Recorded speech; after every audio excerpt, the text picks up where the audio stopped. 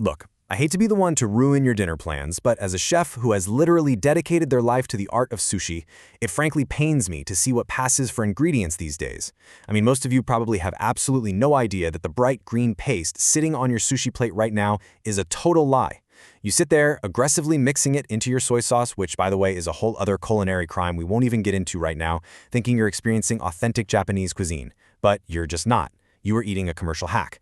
So in this explainer, we are going to expose the bitter truth behind the condiment you thought you knew. I want you to look closely at this number.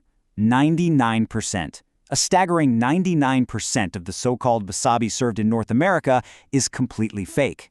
And before you lean back and think, oh, I'm safe, I only eat at high-end spots, or maybe you've traveled to Tokyo, well, listen to this. Even over in Japan, 95% of it is an absolute imitation. What you're actually eating is just a crude, factory-manufactured mix of common horseradish, mustard, and green food dye.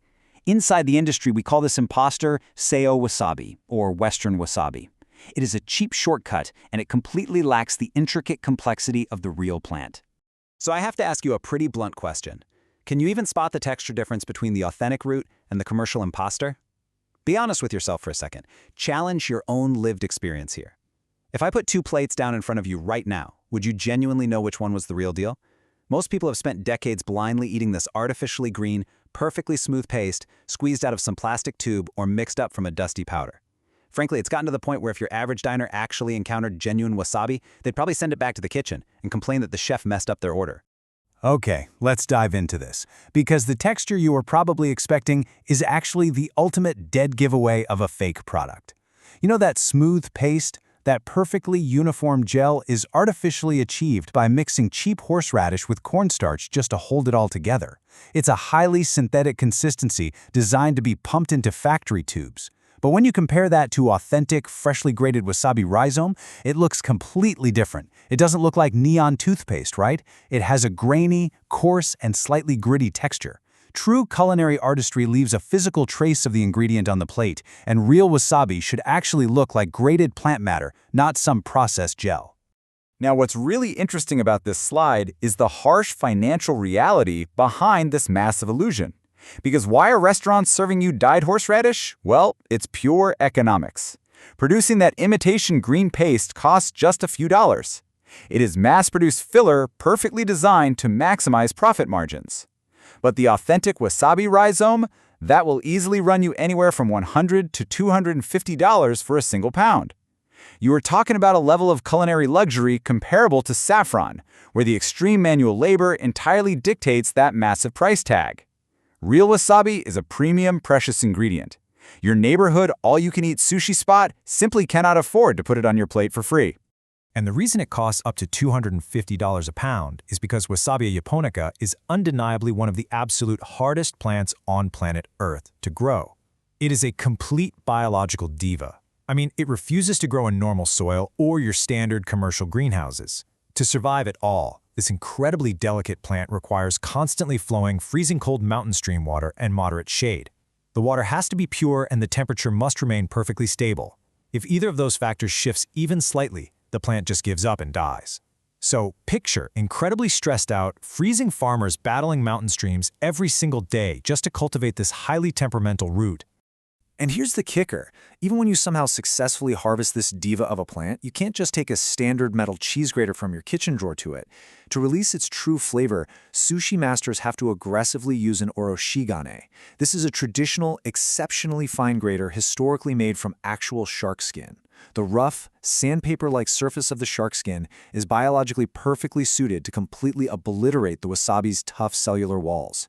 That aggressive cellular destruction is exactly what releases the plant's maximum flavor and that unique heat. It's a highly specific tool for an incredibly specific ingredient.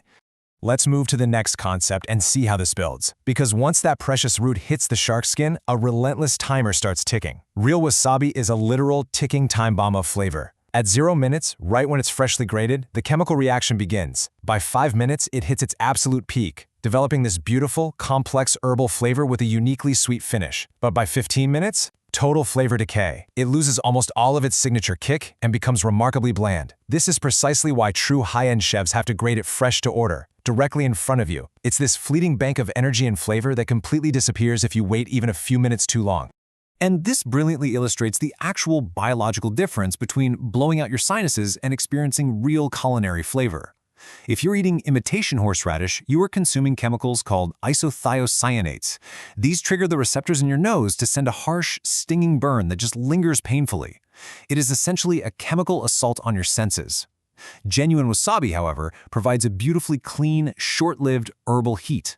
It hits your sinuses for just a brief moment and then vanishes completely, leaving a surprisingly delicate and sweet aftertaste.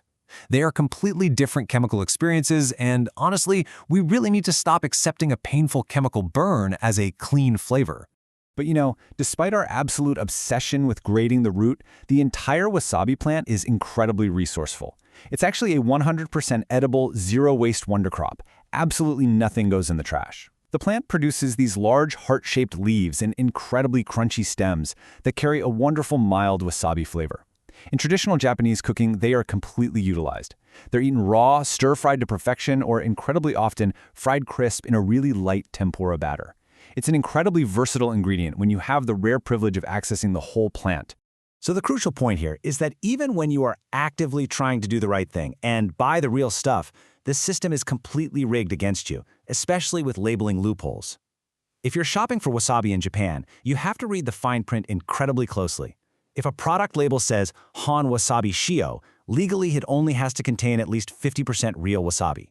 The rest, still just cheap filler. But if it says On Wasabi Iri, it actually contains less than 50%. It's a brilliant, highly deceptive linguistic glitch that tricks well-meaning shoppers into paying a premium price for what is, ultimately, still largely imitation horseradish. Which really just brings us to the most frustrating reality of my entire profession. We took one of the world's most difficult plants to grow, completely replaced it with a cheap imposter, and then successfully convinced the entire world that a painful chemical burn is a clean flavor. Think about it. We have allowed a condiment that is 99% fake, and it literally requires the skin of a shark just to taste right, to become an unquestioned global staple. We're standing right next to this incredible mountain stream treasure that the vast majority of people walking this earth will never, ever actually taste. And honestly, now that's absolutely wild.